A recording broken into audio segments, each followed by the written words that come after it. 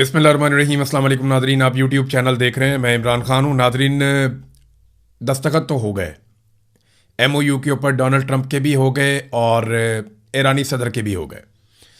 और दस्तखत जैसे डोनाल्ड ट्रंप ने किए वो तस्वीर भी आ गई है। इतना कोई डोनाल्ड ट्रंप के लिए खुशी की बात नहीं है, क्योंकि ईरान ने इस लड़ाई को ना सिर्फ मैदान में जीता बल्कि टेबल के ऊपर भी ईरान ने इस लड़ाई को जीता है। अमेरिका को दो चीज़ें हासिल हुई। नंबर एक, कि ईरान एटमी धमाका नहीं कर पाएगा, तो वो तो ईरान के पास पहले ही फतवा था कि वो एटमी धमाका नहीं करेंगे आयतुल्ला अली खामनाई की सूरत में। नंबर दो, जो चीज़ अमेरिका ने हासिल की वो ये कि आबना हुर्मुज़ से ऑयल टैंकर्स गुजर सकेंगे। डोनाल्ड ट्रंप ने अपने मुंह से कहा कि दुनिया में तेल की किल्लत हो रही थी और 4 हफ्तों के बाद किसी के पास तेल ना होता अगर ये मुआहदा हम ना करते तो। कुछ अर्सा पहले डोनाल्ड ट्रंप कह रहा था फ़र्क ही कोई नहीं पड़ता, हमारे पास बहुत बड़े बड़े ज़खायर हैं, हम तो जनाब पूरी दुनिया को तेल की सप्लाई कर सकते हैं, हमारे पास ले आओ अपने टैंकर्स और ले जाओ तेल भर के। लेकिन फिर डोनाल्ड ट्रंप ने हकीकत बताई कि ईरान ने इस हद तक मजबूर कर दिया था अपने हुर्मुज़ को बंद करने के बाद कि दुनिया में तेल की किल्लत पैदा हो रही थी। तो आपने हुर्मुज़ खुल गई, वो तो जंग से पहले भी खुली हुई थी। लेकिन जो आपने हुर्मुज़ खुली है, ये वाली जो एक शिक है, आपने शिक नंबर 5 से लेकर शिक नंबर 8 तक अगर आप पढ़ें, जो मैंने आपको पिछले वीलॉग में पढ़ के भी सुनाई है, तो वो ये वाजे करती हैं कि ईरान ने काफ़ी हद तक अमेरिका को मजबूर कर दिया था इस मुआहदे पर आने के लिए। और यहाँ ईरान को ज़्यादा चीज़ें मिल रही हैं, अमेरिका को बहुत कम कुछ मिल रहा है। यानी वो एटमी धमाका जो ईरान ने करना ही नहीं था, उसी की गारंटी दे के ईरान ने अमेरिका पे एहसान चढ़ा दिया। जबकि आपने हुर्मुज़ जो पहले से खुली हुई थी उसको अब कंडीशनल खोला जा रहा है, यानी उसमें ईरान और ओमान का एक किरदार रहेगा और वो यहाँ से पैसा भी बनाएंगे। तो कितनी बड़ी तब्दीली आ गई। और अमेरिकन को मिला क्या? कुछ भी नहीं। उल्टा ईरानियों को 300 अरब डॉलर का इमदादी पैकेज अनाउंस किया गया। इस मुआहदे में फंड कायम किया जाएगा, 300 अरब डॉलर का होगा, इमदाद होगी, कर्जा वर्दा नहीं कह रहे उसको। इसके अलावा 100 से 120 अरब डॉलर्स ईरानियों के अपने पिछली कई दहाइयों से फ्रीज करके रखे हुए हैं दुनिया भर के अलग अलग मुल्कों में। अब देखें ना, पहले डॉलर की उतनी कीमत नहीं थी, आज डॉलर की कीमत देखें कहां से कहां पहुंच गई है। तो जब ये फ्रीज हुए थे तब शायद इतना बड़ा एसेट नहीं था, लेकिन आज ये बहुत बड़ा एसेट है। 100 से 120 अरब डॉलर ईरानियों के अपने भी निकल आए। तो नवाज शरीफ के मुंह से आप अक्सर ये बात सुनते रहे, बार बार मियां साहब सारी जिंदगी इस बात का वावेला करते रहे कि मुझे क्लिंटन ने फोन किया और मुझे कहा कि तुम एटमी धमाके ना करो तो मैं तुम्हें 5 अरब डॉलर देता हूं। 5 अरब डॉलर, यानी इतने सस्ते लोग हैं ये कि इन्होंने अपनी कीमत भी कितनी कम बताई। कौम पे एहसान चढ़ाने के चक्कर में 5 अरब डॉलर मियां नवाज शरीफ साहब सारी जिंदगी कौम को गिनवाते रहे कि मुझे बिल क्लिंटन 5 अरब डॉलर की पेशकश कर रहा था कि एटमी धमाके ना करो, हम तुम लोगों को 5 अरब डॉलर देते हैं। उधर ईरान ने एटमी धमाके करने भी नहीं थे बकौल उनके, और वो ना करने के उन्होंने जो पैसे ले लिए 120 अरब डॉलर अपना छुड़वा लिया और 300 अरब डॉलर का इमदादी पैकेज भी उन्होंने अपना मंजूर करवा लिया। फिर पाबंदियां भी उन्होंने अपने ऊपर खत्म करवा ली और खित्ते में अपनी बालादस्ती भी उन्होंने साबित कर दी कि इस रीजन में कोई मुल्क कम से कम ईरान के साथ जंग नहीं कर सकता, उसके मिसाइलों के आगे ठहर नहीं सकता। बेशक उनके पास एयरफोर्स नहीं है, लेकिन वो अलग तरह की लड़ाई लड़ते हैं। उन्होंने दुनिया को लड़ाई का एक नया तरीका सिखाया कि आप ड्रोन्स को और मिसाइलों को एक साथ फायर करें, पहले ड्रोन्स भेजें फिर मिसाइल भेजें और फिजा के अंदर अपनी बालादस्ती कायम करें और फिर जहां चाहें आप अटैक करें। और एक नई तरह का उन्होंने, इसके ऊपर हम एक अलग वीलॉग करेंगे कि ईरान ने नई तरह की लड़ाई या जंगी हिकमत अमली कैसे मुतारफ करवाई और किस तरीके से उसने अमेरिका को और इसराइल को परेशान किया इस लड़ाई में, और पूरी दुनिया इस लड़ाई से बाहर अपने आप को रखने पर मजबूर क्यों हुई, उन्हें किस बात का डर था। इन चीज़ों पे हम बात करेंगे। अरब ममालिक के साथ क्या हुआ, उनकी ख्वाहिश क्या थी, एक पूरा वीलॉग इसके ऊपर हमें करना चाहिए, हम इसके ऊपर करेंगे क्योंकि बड़ी इंटरेस्टिंग चीज़ें हैं इसमें। तो नवाज शरीफ साहब 5 अरब डॉलर को रोते रहे, उधर ईरान ने लगभग 450 अरब डॉलर का जो है वो मामला कर दिया और उन्होंने एटमी धमाका करना भी नहीं था बकौल उनके। फील्ड मार्शल के बारे में ये कहा था फैसल वावडा ने कि जनाब जो हमारे फील्ड मार्शल हैं उन्होंने इसको खुद टाइप किया है, ये जो मुआहदा है या एमओयू है, फील्ड मार्शल ने खुद इसको लिखा है। डोनाल्ड ट्रंप जो साइन कर रहे थे वो फारसी में था। तो मेरे दिमाग में ये सवाल आया कि फील्ड मार्शल को फारसी आती है या उन्होंने फारसी में इसका तर्जुमा करवाया होगा। सवाल है, दिमाग में आ सकता है। लेकिन मामला यह है कि पाकिस्तान में इस चीज़ को ऐसे उठाया जा रहा है कि जैसे बस 1 घंटे के बाद ईरान ने तबाह बर्बाद हो जाना था, हर चीज़ ख़त्म हो जानी थी, कोई एटमी हमला होने वाला था, कोई बहुत बड़ी थर्ड वर्ल्ड वॉर शुरू होने वाली थी, सारी दुनिया के ममालिक अपने बम और जंगी जहाज़ लेकर तैयार बैठे हुए थे और हर तरफ से अटैक हो जाना था।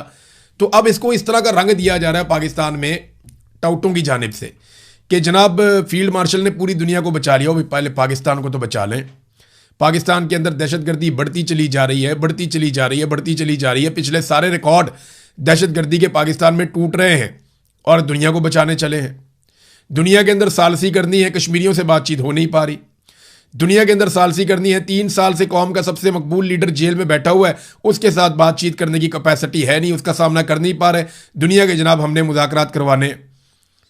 अच्छा, अब तकरीब के बारे में कहते हैं जी अभी भी तकरीब होगी, कुछ लोग कहते हैं होगी, कुछ कहते हैं नहीं होगी। वैसे जो समझदार लोग हैं उन्होंने वज़ीर आज़म को मशवरा दिया कि जनाब आप ये प्रोग्राम अब कैंसिल कर दें, फ़ायदा कोई नहीं है। और ईरानियों से बहुत नाराज़ भी हुए पाकिस्तानी हुक्मरान के, जनाब देखें ये तो दस्तखत हो गए, ईरान ने भी कर दिए, ये दस्तखत डोनाल्ड ट्रंप ने भी कर दिए, बीच में रह गया शहबाज शरीफ, तो शहबाज शरीफ ने दस्तखत करके अपना फ़ोटो जारी कर दिया। अब ज़रा ये 2 तस्वीरें आप देखें, एक में ये ईरानी सदर आपको नज़र आ रहे हैं और एक तस्वीर में आपको शहबाज शरीफ नज़र आ रहे हैं। ज़रा पहले आप ईरानी सदर की तस्वीर देखें, ये इनके हाथ में डॉक्यूमेंट है जिसके ऊपर इन्होंने दस्तखत किए ईरानी कौम को दिखाने के लिए। इनके चेहरे पे बिल्कुल किसी किस्म की मुस्कुराहट नहीं है, ये इंतहाई संजीदा और ऐसा लगता है कि जैसे एक जंग लड़ा हुआ आदमी है। इनके बहुत सारे लोग शहीद हुए हैं, इन्होंने बड़ी कुर्बानी दी है और बड़ी शानदार जंग लड़ी है। ये लोग जंग जीतने के दावेदार हैं, इसके बावजूद इनके चेहरे पे आप संजीदगी देखें।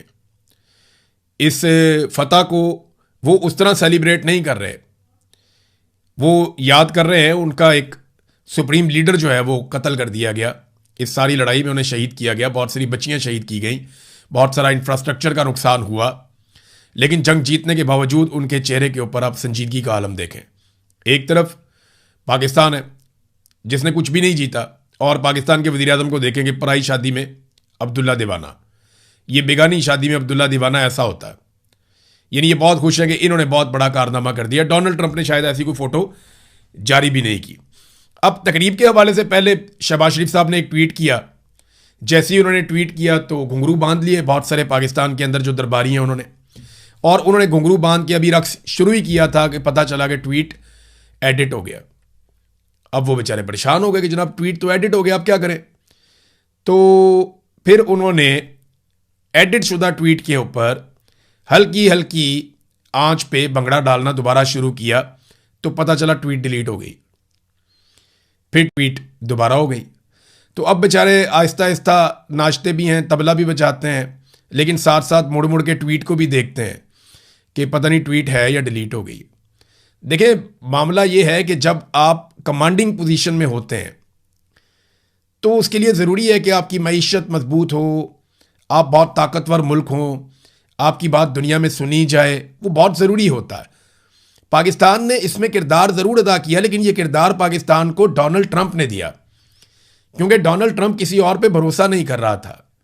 डोनाल्ड ट्रंप के लिए इंतहाई वफादार साबित हुए फील्ड मार्शल आसिम मुनीर और शहबाज शरीफ। ट्रंप को लगता था कि ये लोग मेरे साथ मुकम्मल वफादारी करेंगे क्योंकि ये लोग पाकिस्तान में फंसे हुए हैं और जाली हुकूमत बनाकर बैठे हुए हैं। लिहाजा ट्रंप ने इनकी ड्यूटी लगाई और इन्होंने सिर्फ अपनी ड्यूटी की है। अब उस ड्यूटी के बदले में ये चाहते हैं कि इन्हें बहुत सारी पजीराई मिल जाए, तो ठीक है, बड़ी अच्छी बात है। जो अच्छा काम इन्होंने किया है, तो नियतों के तो अल्लाह ताला ही जानता है कि किसकी क्या नीयत है, लेकिन मैं ये जानता हूँ और ये सारी दुनिया जानती है कि डोनाल्ड ट्रंप को फेस सेविंग दिलाने के लिए ही ये लोग मैदान में उतरे थे, और असल में जिन्होंने कारनामा दिखाया वो कतरी हैं, जिनका बहुत तजर्बा है। पाकिस्तान ने इस काम को शुरू ज़रूर किया था, लेकिन पाकिस्तान इसे समेट नहीं पाया क्योंकि पाकिस्तान की मिलिट्री एस्टेब्लिशमेंट का टके का तजर्बा नहीं है मुज़ाकरात का। अगर इनको मुज़ाकरात करने आते होते, बातचीत करनी आती होती, तो इंडिया के साथ, अफगानिस्तान के साथ अपने मामला हल कर लेते। बातचीत और मुज़ाकरात करने आते होते तो बांग्लादेश ज़रूर टूट जाता। बातचीत और मुज़ाकरात करने आते तो बलोच पहाड़ों पर बैठे हुए होते। बातचीत और मुज़ाकरात करने आते होते तो आज दुनिया भर के अंदर ऐसे लोग ज़रूर बैठे होते जो पाकिस्तान की मिलिट्री एस्टेब्लिशमेंट से नाराज़ हैं। इनका बातचीत करने का कोई तजुर्बा ही नहीं, इनको समझ ही नहीं है, तो ये नहीं कर सकते। पाकिस्तान के अंदर सबसे मकबूल आदमी को इन्होंने जेल में डाला हुआ है और बातचीत करने में ये उसके साथ भी मुकम्मल तौर पे नाकाम है, ये नहीं कर सकते। बहरहाल अब कहानियां सुनाई जा रही हैं कि जनाब आधे घंटे में ये होने वाला था, 1 घंटे में वो होने वाला था, तो जनाब इस तरह करके बचा दिया और ऐसे करके कर दिया। लेकिन ट्रंप बहुत समझदार आदमी है, वो जिसको भी मिलेगा तारीफ ही करेगा। अभी फील्ड मार्शल से या शहबाज शरीफ से उसकी जब भी मुलाकात होगी वो कहेगा जी बहुत कमाल लोग हैं, इन जैसा बंदा ही कोई नहीं है, मेरा फेवरेट है ये फील्ड मार्शल, मेरा पसंदीदा है ये वज़ीर आज़म। वो बहुत तारीफ़ें करेगा। उसने भी मोदी की भी की है, फिर उसने मैक्रोन की भी की है, मैक्रोन की वाइफ की भी की है। वो दुनिया भर में जहाँ भी जाता है, अरब हुक्मरान हो या कोई भी हो, अफ्रीकी हो, इवन वो तो प्यूटन की बहुत तारीफ़ करता है। हालांकि अमेरिकन प्यूटन से नफरत करते हैं। अमेरिकन जो हैं वो बहुत नफरत करते हैं रूस से, क्योंकि उन्हें बहुत लंबे अरसे तक ये पढ़ाया गया, तो वो तो उसकी भी तारीफ कर देता है। तो डोनाल्ड ट्रंप का कोई पता नहीं है, वो तो इनकी तारीफ करेगा ही। लेकिन अभी आने वाले दिनों में कुछ और चीज़ों का हमें अंदाज़ा हो जाएगा, खास तौर पे ये जो तकरीब होनी है या नहीं होनी। अब तकरीब रह क्या गई पीछे, यानी असल काम जो होना था वो तो हो गया। तो कौम के पैसे ज़ाया करने की क्या ज़रूरत है? यहाँ से बंदे भेजे हुए हैं सरकारी खर्चे के ऊपर, वो कोई सहाफ़ी है, कोई है, कोई कौन है, वो सारे वहाँ पे पहुँचाए हुए हैं स्विट्ज़रलैंड में, वो उधर फिर रहे हैं सरकारी खर्च के ऊपर। तो बजाय कि इतना पैसा कौम का दोबारा खर्च किया जाए और इतनी बड़ी कवरेज की जाए, फिर उसकी तशहीर की जाए, ज़रा पाकिस्तान की तरफ तवज्जो दें और पाकिस्तान के मामलात को देखें, जहाँ पे लेवियाँ लगा लगा के आपने बेड़ा गर्क कर दिया। लेकिन देखें ना, हमारे यहाँ पे कोई मीडिया इसके ऊपर आवाज़ ही नहीं उठाता। मीडिया बहुत बुरी तरह कंप्रोमाइज़ हुआ है। ISPR का जनरल आसिफ गफूर था, उसका कुत्ता मर गया। पाकिस्तान के मीडिया पे खबर चल रही है कि जनाब जनरल आसिफ गफूर का कुत्ता मर गया। उधर कबायली इलाकों में ड्रोन हमला होता है, खवातीन और बच्चे शहीद हो जाते हैं, तो मीडिया उसकी खबर नहीं देता। 26 नवंबर को इस्लामाबाद डी चौक में जो कत्लेआम हुआ, पाकिस्तान का मीडिया उसकी खबर नहीं देता। कश्मीर के अंदर जो रोज़ाना की बुनियाद पे गोलियां चलाई जा रही हैं, लोग शहीद भी होते हैं, ज़ख्मी भी होते हैं, पाकिस्तान का मीडिया उसकी खबर नहीं देता। बलूचिस्तान के अंदर जो जबरी तौर पे इंसानों को लापता किया जाता है, गुमशुदा किया जाता है, पाकिस्तान का मीडिया उसकी खबर नहीं देता। मारंग बलोच के साथ कितनी बड़ी ज्यादती हो रही है, उसकी खबर नहीं देता। आलमी सतह पे हादी अली चट्टा और ईमान मजारी को रिकग्नाइज किया जा रहा है, पाकिस्तान का मीडिया उसकी खबर नहीं देता। पाकिस्तान का मीडिया खबर देता है कि जर्नैल का कुत्ता मर गया। यह है पाकिस्तान के मीडिया की कुल औकात। ये औकात आप सबने याद रखनी है। और मीडिया जब भी कभी सक्का सवित्रा बन के आपके सामने आए, तो आपने उसको ये औकात याद भी दिलानी है कि जनाब आपने हमारे साथ ये किया था। ये शुक्र है सोशल मीडिया है, वरना कुछ भी नहीं हो सकता था। इमरान खान के केसेस भी रिपोर्ट नहीं करते हैं पाकिस्तान के मीडिया वाले। इन्हें जनाब पाकिस्तानियों से ज़्यादा जर्नैलों के कुत्ते अजीज़ हैं पाकिस्तान के मीडिया को। सुप्रीम कोर्ट में इमरान खान साहब का केस लगा हुआ था, थोड़ा सा मैं उसके बारे में आपको बता दूं, क्योंकि पिछले वीलॉग में मैंने आपको इसकी तफसीलात बताई थी कुछ। तो एक तो ये है कि इमरान खान को शिफा इंटरनेशनल अस्पताल मुंतकिल करने, फैमिली और ज़ाती मुआलिज की रसाई में जो इस्लामाबाद हाई कोर्ट के फैसले के खिलाफ अपील में सुप्रीम कोर्ट ने आज ही इमरान खान की जानिब से वकालतनामा जमा कराने की हदायत जारी कर दी। साथ ही केस जल्द मुकर्रर करने की अजीज भंडारी की इस्तदा भी ऑर्डर में लिख दी कि ठीक है, हम जल्दी केस आपका सुन लेते हैं। जस्टिस मोहम्मद अली मदर ने कहा कि अगर आप जल्दी केस लगवाना चाहते हैं तो जल्द समाअत की दरख्वास्त दायर कर सकते हैं, क्योंकि यह बेंच आइंदा हफ्ते दस्तयाब नहीं होगा। फिर सुप्रीम कोर्ट से जो खबर आई वो ये है कि इमरान खान की मुलाकातों पर पाबंदी के खिलाफ तौहीन अदालत की दरखास्तें सुप्रीम कोर्ट ने फ्री कैन को नोटिस जारी कर दिए। Superintendent Adiala jail, home secretary Punjab को भी नोटिस जारी किया गया, एडवोकेट जनरल इस्लामाबाद और पंजाब को भी नोटिस जारी किया गया। सुप्रीम कोर्ट ने फ्री कैन से 3 हफ्तों में जवाब तलब किया है। 3 रुकनी बेंच ने इस केस की समाअत की है। और ये जो केस है इसमें सलमान अकरम राजा साहब थे, बैरिस्टर अली जफर थे, अजीज भंडारी साहब थे और दीगर वकला वहाँ पे मौजूद थे। तो इन्होंने सुप्रीम कोर्ट ऑफ पाकिस्तान में इस केस पर काम किया। अब नाजरीन, मामला आ जाता है इस्लामाबाद हाई कोर्ट का। इस्लामाबाद हाई कोर्ट में भी अजीबोगरीब सिचुएशन पैदा हो गई है। सलमान सफदर साहब आते हैं अदालत में, तो जज साहब कहते हैं आज मेन केस के ऊपर आ जाएं। वो कहते हैं जी मुझे तो मेरे क्लाइंट ने कहा ही नहीं इसके ऊपर दलाइल देने के लिए। क्लाइंट से मुलाकात करवाएंगे, जेल में आप भिजवाएंगे, बुशरा बीबी से मिलूंगा, इमरान खान से मिलूंगा, उनसे बात करूंगा तो आके उनका केस लड़ूंगा ना। मैं ऐसे कैसे केस लड़ लूँ आके? बात तो उनकी ठीक है। अब मुलाकात ये लोग करवाते नहीं वकला की। मुलाकात करवाएंगे तो इमरान खान इंस्ट्रक्शन देगा, वो चीज़ें बाहर आएंगी, लिहाजा वो मुलाकात करवाने से डरते हैं। निज़ाम जो है वो इमरान खान से मुलाकात नहीं करवा पा रहा। उन्हें इस बात का खौफ है कि इमरान खान फील्ड मार्शल आसिम मुनीर को एक मरतबा फिर जेल से बैठकर तनकीद का निशाना बनाएंगे और फील्ड मार्शल एक मरतबा फिर तनकीद के एक गर्दाब में फंस जाएंगे। लिहाजा फील्ड मार्शल को सेव करने के लिए, उन्हें बचाने के लिए कैदी नंबर 804 की मुलाकातें बंद करवाई हुई हैं। बहरहाल एडवोकेट जनरल इस्लामाबाद को हदायत की गई कि 7 रोज में अदालती हुक्म पर अमल दरामद कराएं। इमरान खान मुलाकात का ऑर्डर करने की बैरिस्टर सलमान सफदर की सदा पर कोई ऑर्डर जारी नहीं किया गया। दूसरी एक और चीज़ है कि वो सुहेल अफरीदी का भी केस चल रहा था ना इस्लामाबाद हाई कोर्ट में, वो बेंच ही टूट गया। उन्होंने कही जाके उस बेंच में लगाओ जहां पे पहले लगा हुआ है। यानी वो जो एक दबाव डाला हुआ था खैबर पख्तूनख्वा की हुकूमत ने कि जनाब हमने बजट पास नहीं करना अगर आपने इमरान खान से हमारी मुलाकात ना करवाई तो, या हम थोड़े अरसे के लिए बजट पास करेंगे। तो इस पे जनाब अब खैबर पख्तूनख्वा का ये वाला जोर भी काम ना किया। देखिए जोर एक ही होता है, वो अवाम का होता है। अल्लाह रब्बुल इज़्ज़त की कुदरत है, वो कुछ भी कर सकता है, लेकिन जो ताकत है वो अवाम के पास है।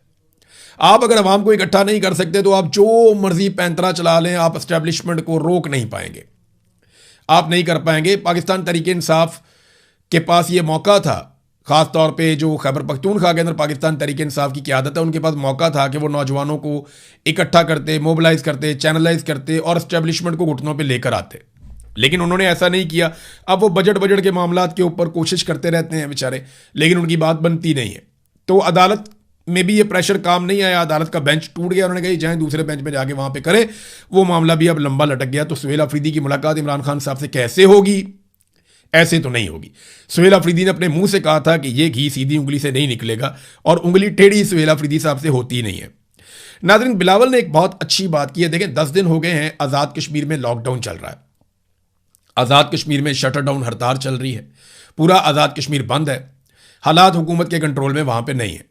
जगह जगह पे लोग धरने देकर बैठे हुए हैं, मुख्तलिफ जगहों में रैलियाँ निकलती रहती हैं, और कश्मीरी जो हैं वो अपने हक के लिए खड़े हैं। बिलावल ने एक बड़ी अच्छी बात की, मैं चाहूँगा जहाँ पे अच्छी बात हो उसको अप्रिशिएट करना चाहिए। बिलावल ने कहा जी कि मुहाजिर नशस्तें जो हैं इनको मखसूस नशस्तों में बदल दिया जाए। कोई भी सूबा होगा, उसकी आधी सीटें आप दूसरे सूबे में रख लें तो दूसरा सूबा तो एतराज़ करेगा ही ना। मिसाल के तौर पे पंजाब की आधी सीटें अगर आप सिंध में रख दें तो पंजाब वाले मेरे इत्तेहादी खुश तो नहीं होंगे, ये बिलावल ने कहा। तो ये एक अच्छी तजवीज़ है कि इनको मखसूस नशस्तें बना दिया जाए। मिसाल के तौर पे आज़ाद कश्मीर में फ़र्ज़ करें आप 30 सीटों के ऊपर इलेक्शन होता है, 30-32 सीटों पे इलेक्शन होता है, तो जो ये 30-32 सीटें जीते उनको मुतनासिब नुमाइंदगी दे दी जाए और उनको मिला जुला कर जो है वो मखसूस नशस्तों की सूरत में जो ये मुहाजिरीन वाली सीटें वो दे दी जाएं, बांट दी जाएं, 12 कर लें, 10 कर लें, जैसे भी कर लें, तो इनकी नुमाइंदगी भी हो जाएगी और आज़ाद कश्मीर का मैंडेट भी मुतासिर नहीं होगा।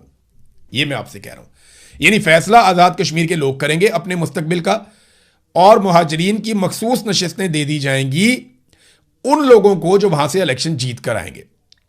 ये एक अच्छी ऑप्शन है जो बिलावल ने दी है, एक बीच का रास्ता भी हो सकता है। बहरहाल देखते हैं कि जॉइंट अवामी एक्शन कमेटी इसके ऊपर क्या कहती है, क्योंकि वो ज़्यादा इस मसले को जानते हैं। जब वो इस पर मौक़िफ़ देंगे तो वो आपके सामने मैं रखूंगा। एक और चीज़ है, लेवी पे बिलावल ने आवाज़ उठाई कि जब सैलाब आया था हमारे दौरे हुकूमत में, 2010 में सैलाब आया था, जब पीपल्स पार्टी की हुकूमत थी, तो 2010 में वाकई एक बड़ा खौफनाक सैलाब आया था पाकिस्तान में।